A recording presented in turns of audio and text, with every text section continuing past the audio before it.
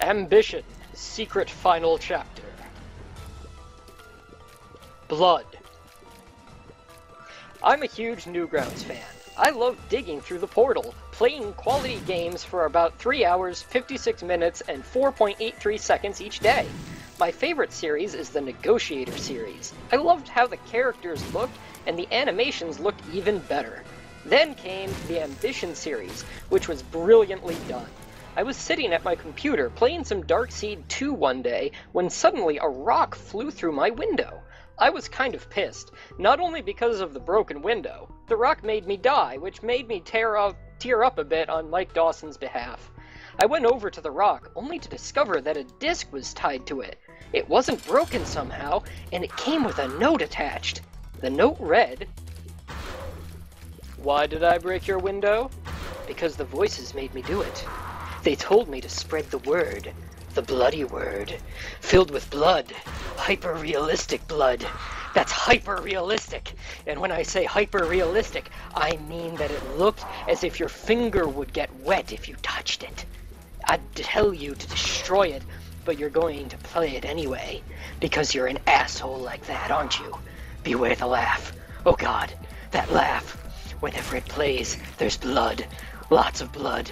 And it usually plays for about 6.66 seconds. That's the time I heard it. It was slowed down, the pitch lowered. It played in reverse.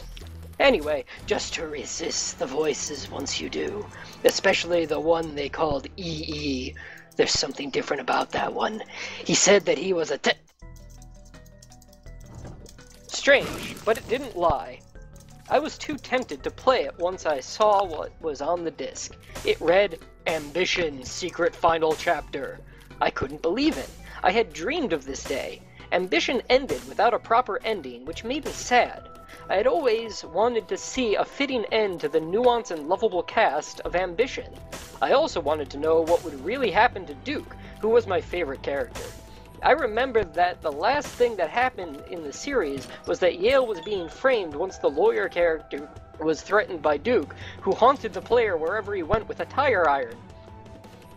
So what was the conclusion to this masterpiece story? I had to know. Even if I would supposedly be threatened by voices of unknown origin, I had to know. I popped the disc in my computer, which took about 3.72 seconds. Immediately, it opened up to the title screen. Something about it was off, though. The moon was a crimson wheel, and it looked hyper-realistic.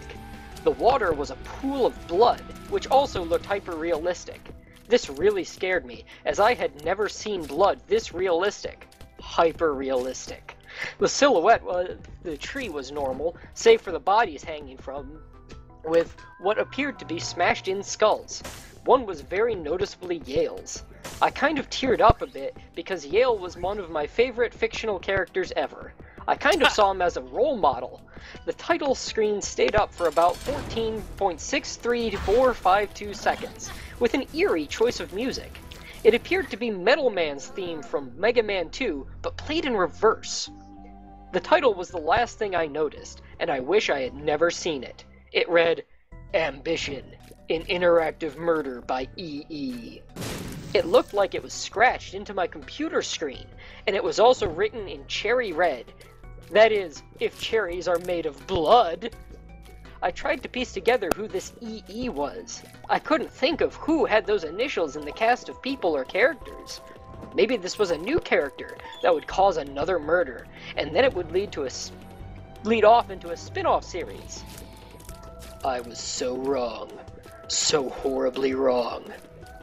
Anyway, once this title screen went away, the episode title card popped up. What it said shook me to my core. All it said was, "You know what your problem is, David? You have too much ambition." How did the game know my name?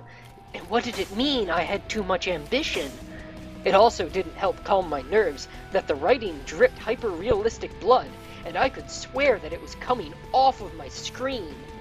I shook it off, and thought it was just a glitch or something. The scariest part was the music, though. It seemed to be Deep Ambition from Resident Evil 5, only played in reverse and slowed down. Once the screen faded away, I heard a laugh that sounded an awful like that Jedi guy from Darkstalkers. That really freaked me out, and it was the scariest thing I had seen and heard at that point. It was about to get much worse. It cut to an interrogation room where the light was very dim, with two silhouettes inside. Once they both spoke, I could tell that they were Duke and Yale. But something seemed weird. They talked very different from how they usually did, and the mic quality was now hyper-realistic. Yale now spoke in a downtrodden tone and seemed very apathetic, as though his soul had been sucked out by Thresh from League of Legends. Duke seemed very agitated with every word, and his eyes seemed to reflect that he was in a foul mood. His eyes almost looked bloodshot, which they also had in previous episode when talking to Rolf. I heard that laugh again, and it seemed to last for about 6.66 seconds, just like the note said. He also said to watch out for the voice that is EE. Whoever this EE character was, I would have to be cautious around. Anyway, the scene played out with Yale being barely audible, and he barely moved on screen as well. The animations were now hyper-realistic, and it made it look amazing. So maybe Yale was not moving, was just an animating issue, and they made him apathetic to make it seem intentional. After all, Yale was being accused of murder he didn't commit, so I guess being sad would make sense. But why was Duke so intense? He was acting more intense of an interrogator than Revolver Ocelot from Metal Gear Solid. He was screaming at Yale, hurling curses and threats at him. The music was Otherworldly Foe from Earthbound, only in reverse. Duke continued to humiliate Yale for about 36.84784 seconds until a conversation finally began between the two.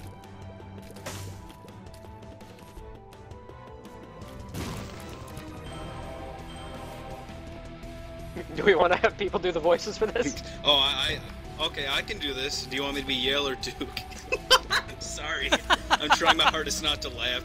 Oh my god. This is gold. Oh, What okay. is this magnificent piece of shit? I told you. Okay, do you want me to be Yale or do you want me to be Duke? Here, I'll be Duke. Okay. Okay, I'll get a Yale voice. I didn't murder her. She was too good at catching pencils. You're a lying sack of shit. You murdered her because you had to make sure you didn't use your diamond necklace, your get-out-of-jail-free card, basically, on such an event. Well, you fucked up, buddy. But that's not true. I have 2 diamond necklaces at all times. Just in case, you know. After this line, Yale did his classic smile, which made me feel a lot better. At least Yale was acting like himself again. But then Duke barked back up. Ah, but the diamond necklaces lead to the real reason. You knew you couldn't stay with her because there was no way you could resist Helen's pastries. I got you good, you motherfucker. As good as Helen's pastries are, I wouldn't murder her over them. Maybe someone else, but not Angie. When did Yale become Barney? Just now. You're straight up lying to my face. Do you know what I do with liars? I kill them! With that, Duke flipped the table and cornered Yale in the room. Yale started to whine and beg for his life as hyper-realistic tears began to stream down his face, and it went into a close-up of Yale's face. He looked starved and beaten. The dim light had hid his real state of homeostasis, which revealed that he had been chained to the table and starving. He also seemed to be incredibly tired, and he probably hadn't slept for days. Duke was revealed in all his horror. His coat had stains of blood all over it, and his tie was made of someone's arm. His hair was disheveled and messy, and it looked as though he head wound. Hey, that's part of writing a creepypasta. You can't proofread.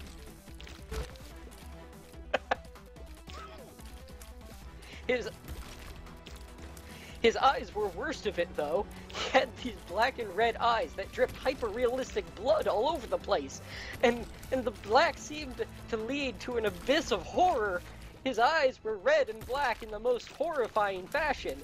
His smile suited the red and black eyes as it stretched across his face. His teeth were splattered all over with hyper-realistic blood, and it looked like he had bits of meat still stuck in them. He slowly approached Yale as his hands started to wander. In a slow and graceful motion, we pulled out his weapon of choice, his tire iron. He brandished it and looked down upon the cowering Yale. The camera zoomed in on his face, and he showed a look of disgust. He was embarrassed at how much of a wimp Yale was being. Noticing that Yale was still in utter shock and not paying attention, he whistled for Yale's attention.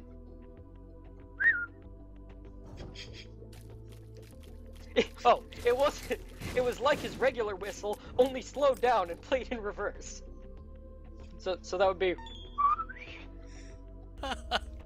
It has to be slowed down. Oh yeah, slower, I'm sorry.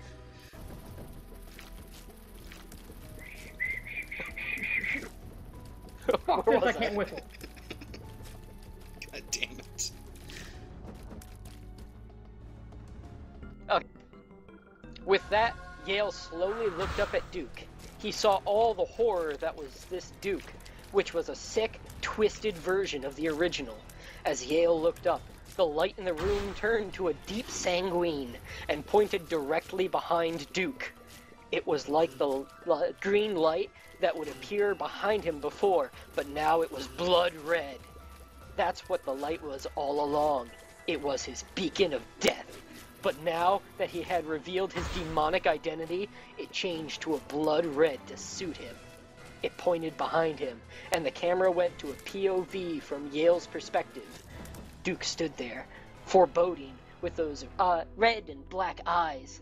His eyes glowed, a lot like Wesker's eyes from Resident Evil. He stood there, ready to do his deed. He raised his tire iron, which was caked all over in hyper-realistic blood. He raised it, and he did his classic gangsta-style execution. That guitar riff that played now sounded as if it was a satanic roar. It went back to the player's character's perspective, and I watched in horror as the room exploded into a lake of hyper-realistic blood. I heard that creepy Jetta laugh again, and I was now starting to get scared. I felt tears rolling down my cheeks.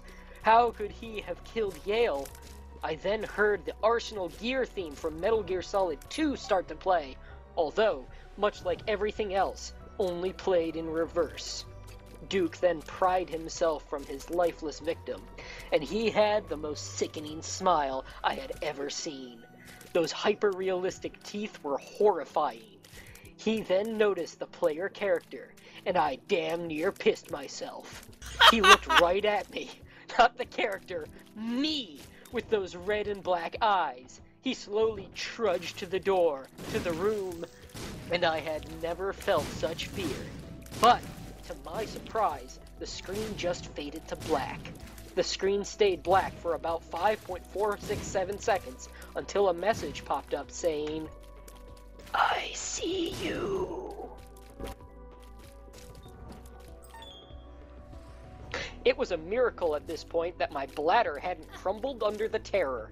That insane Jetta laugh came again, lasting 6.66 seconds again, and it was wearing my sanity down. I could feel it eroding like a rock in a river. It cut back to the same view as before, which was weird. Duke saw it, but he didn't do anything about it? Something was wrong here. Our character looked down, and what I saw was mortifying. It was the corpse of the judge, with his face smashed in and his gavel stabbed through one of his eyes. The floor under him was plastered with hyper-realistic blood, and it showed several organs spilling onto the floor from his slash mark on his stomach. When our character looked back up, the view was so much different, and in the most terrifying way possible. The walls were now oozing hyper-realistic blood in a steady stream. all of it being drained by a convenient drain in the middle, which I saw when our character looked at the judge's mangled form. Skulls hung from the ceiling, with flesh still on them. I was able to make one out as the head of Rolf, missing an eye with his head split almost in half. I could tell all the skulls from his victims. I told you. I told you. I'm surprised I made it through that. It's hurting me not to laugh right now.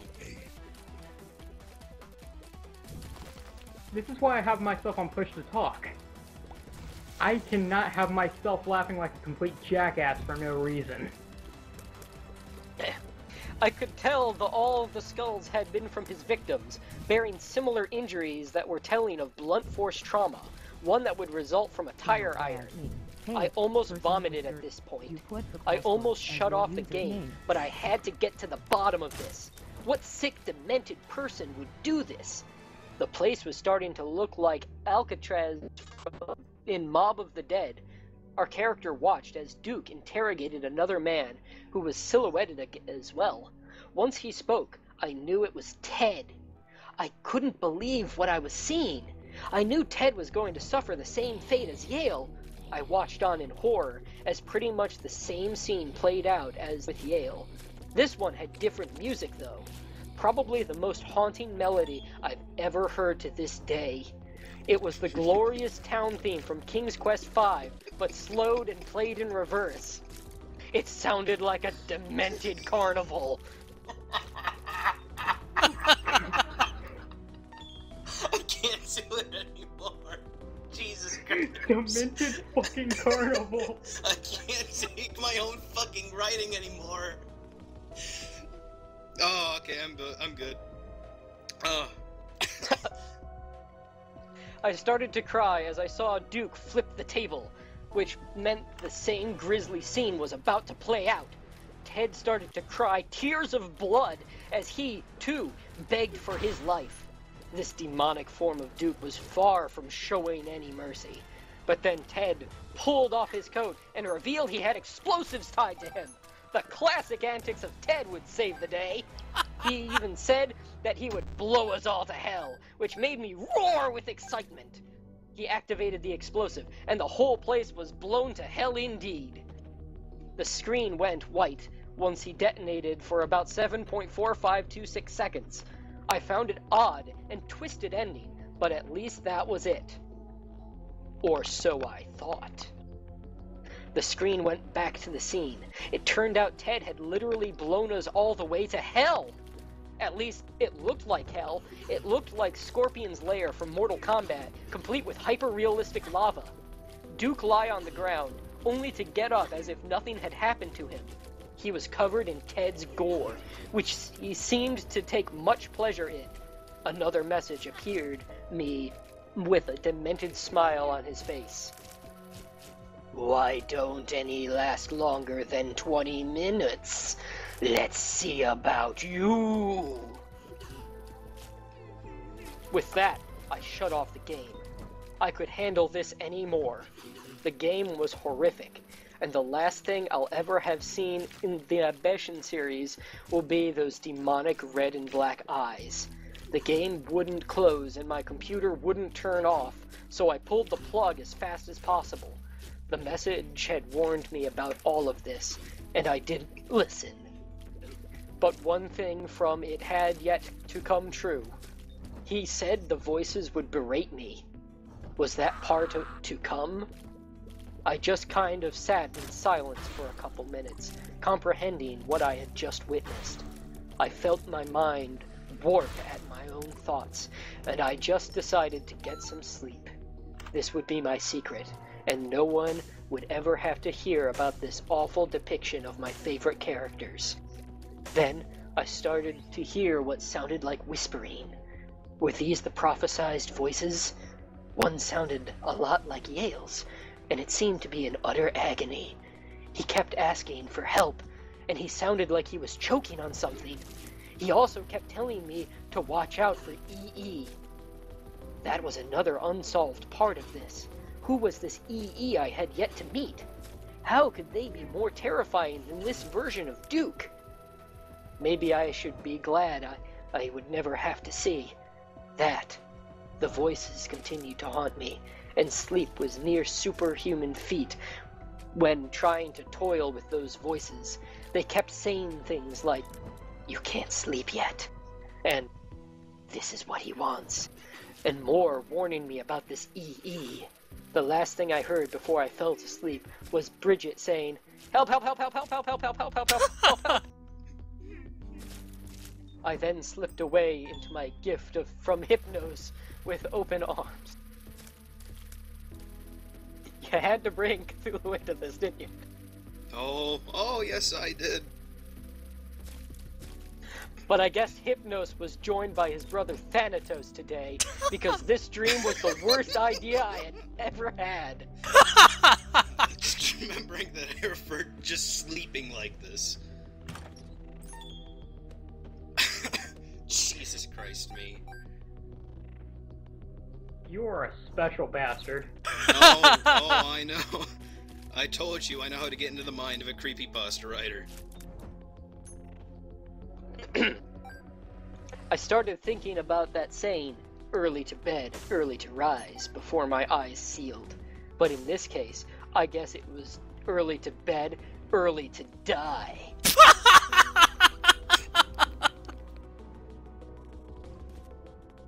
I don't know why I find that so funny. There's a creepypasta. Oh, God. What? What the fuck have I gotten myself into? Oh, we're almost done. We're almost done, I think. Clearly the PewDiePie creepypasta is next. Well, I will read that one. You read this. I'll read the next one. Okay, where was it? Honestly, I did kind of volunteer. Oh, you can do it. I had the worst dream as I was chained to a chair in the final room from Mask of the Red Death. Duke appeared from the darkness, looking just as he had after the explosion. He laughed that Jetta laugh, and I felt my skin crawl. Then, that blood-red light appeared, almost like a spotlight on his prey, which was me in this case. He looked at me with those demented red and black eyes. The blood they dripped was still very hyper-realistic. I dared not speak for fear of what may happen, but Duke wasn't speaking either, just examining me as if fitting me for a hat. Then, he spoke to me. He then spoke to me. You know what that not playing it won't end. Okay, let me try to take two on that line. No problem. You know that not playing it won't end it. What do you mean? I replied. You dumb shit. It's not over till you finish the game. I'm not finishing it. It's all caused me is torment by making me watch you. I take pride in my handiwork, and if you don't finish it, then I shall haunt your dreams. Every night will be like this, and I will own you. I didn't know what to do. If I didn't just finish the game, I would be owned by this demon. I guess I had nothing to lose at this point. Alright, you win. I'll finish the game. See how hard that was? You've yet to know anything yet. Well, what do you say you get back to work then? With that, he pulled out the tire iron, and with those red and black eyes, looked into my soul as he let out a Jetta laugh. Only this one was in reverse. He then beat my head in with the tire iron, that satanic roar of a guitar riff playing, waking me in a cold sweat. I had to finish this, or I would die a miserable death.